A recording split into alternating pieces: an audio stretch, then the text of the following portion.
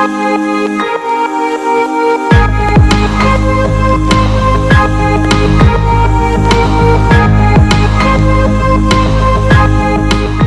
last video, we have discussed image formation by spherical mirrors. We have done 6 cases in concave mirror and 2 cases in convex mirror. Today, let us discuss about uses of spherical mirrors. First, let us discuss about the concave mirror.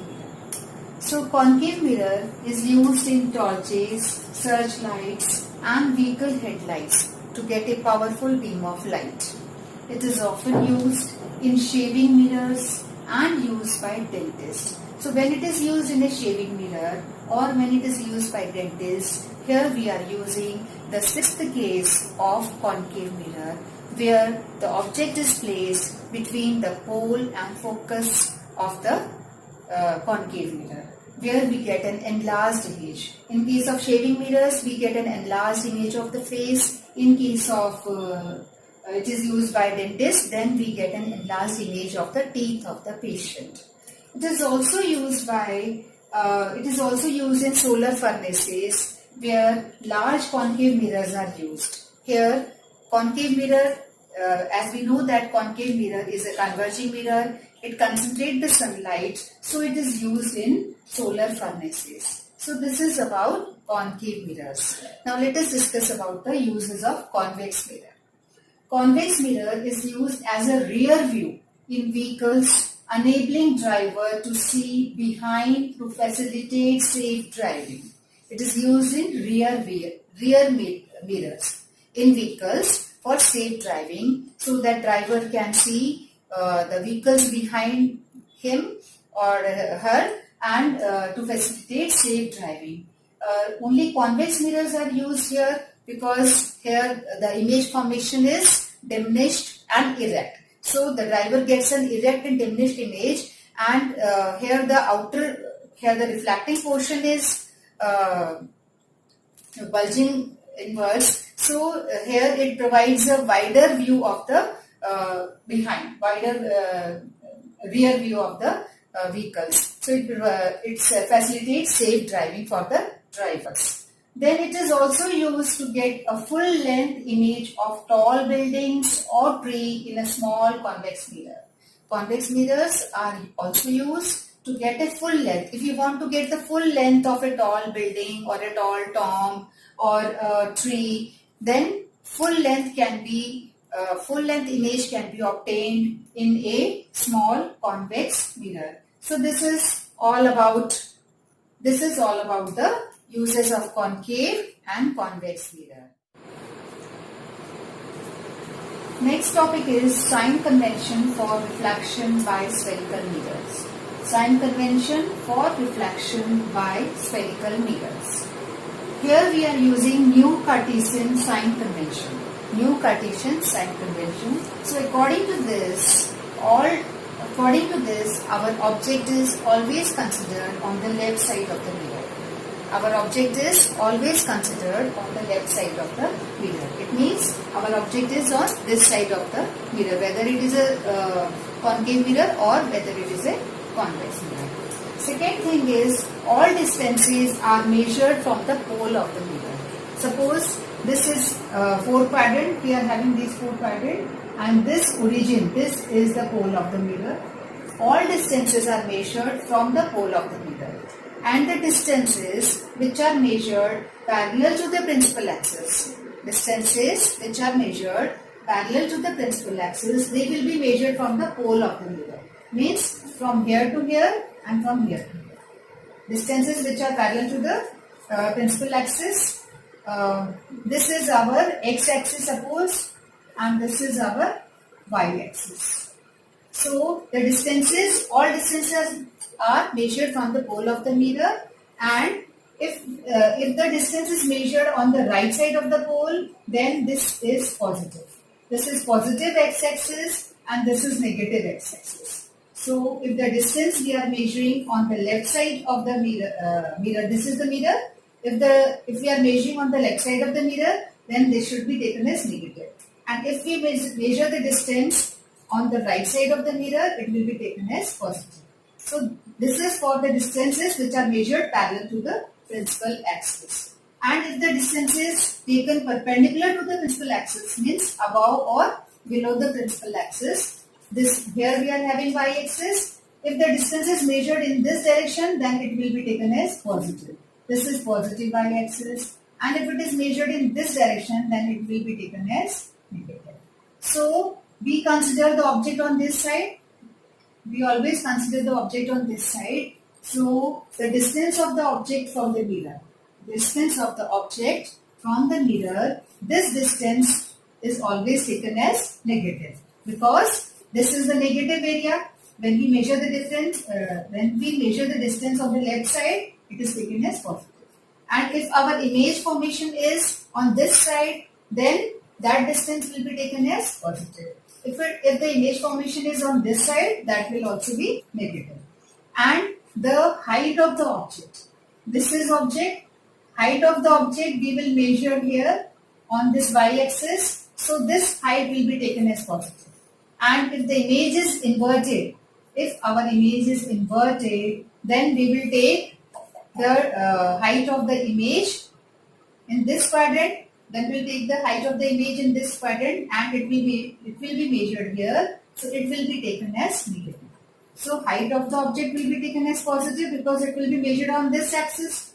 And if the image is inverted, the height of the image will be taken as negative because it will be measured in this quadrant. And if it is like this, if it is erect, image is erect, then it will be measured above the principal axis, so it will be taken as positive. So for erect images, h is positive, h dash is positive, h is always positive. Height, h, this is the height of the object, it is always positive. And h dash is height of the, this is for object and this is for image. H is the height of the object, which is always positive, and h dash depends upon the cases. If h dash or height of the image is erect, then it will be taken as positive. If it is inverted, then it will be taken as negative. So this is all about the new sign Cartesian convention. Next is mirror formula and magnification. So for this, again we are having a concave mirror here. This is the pole of the mirror, principal focus, center of curvature. Our object is beyond C. Our mirror formula is 1 upon U plus 1 upon V is equal to 1 upon F. But the thing is, what is U and what is V? U is the distance of the object from the pole. U is distance of object from the pole. Distance of object. And V is distance of image from the pole. U is distance of the object from the pole. V is distance of the image from the pole. So this is our object. This is our pole. So from here to here, we will measure the distance from here to here. This distance is our U. This distance is our U, and it will be taken as negative because this is negative x-axis. Just now we have discussed that if we measure the distance on this side, that will be taken as positive. If we measure the distance on this side, that will be taken as negative. And U is always taken as negative because U is always taken as on the left side of the mirror. So this is U, distance of the object from the pole. Okay. Now V, distance of the image from the pole. Our image is here between C and F. So this is pole. So this distance of the image from the pole, this distance, that will be measured here. This distance of the image from the pole, that is V. U is distance of the object from the pole, and this distance is V. This is U, this is V. But V is also on the left side of the mirror. So this is the negative x-axis. So this will also taken as negative for this particular mirror. Okay, if it is on this side, we will take as negative. If it is on this side, we will take as positive. So this is V and U. U is distance of the object from the mirror. U and V is distance of the image from the mirror. This is image. Okay, so our mirror formula is 1 upon U plus 1 upon V is equal to 1 upon F. And F is focal length. Focal length is distance of the focus, or we can say it is the distance between principal pole, between pole and principal focus. It is the distance, or it is the length between pole and principal focus. This distance is focal length. So this is our mirror formula which we have to use in solving different numericals. Now next is magnification. Next is magnification. For magnification we need H and H dash. H is height of the object. This is object's height. Object's height. Or H dash is image. Image's height. H-E-I-G-H-T. This is image's height. And our formula for magnification is represented by M. Magnification is represented by M. It is H dash upon H.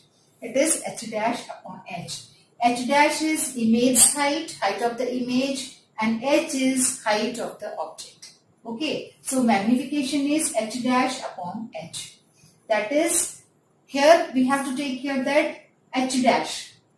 H is always positive. Height of the object is always taken as positive because it is above the principal axis. And H dash, that is height of the image, it depends upon the case. Whether it is a concave mirror, whether it is a convex mirror, and it depends upon different cases. In this particular case, height is, our image is inverted, so height will be taken in the just below the principal axis. It will be taken negative. If it is above the principal axis, it will be taken as positive. If it is below the principal axis, then it will be taken as negative.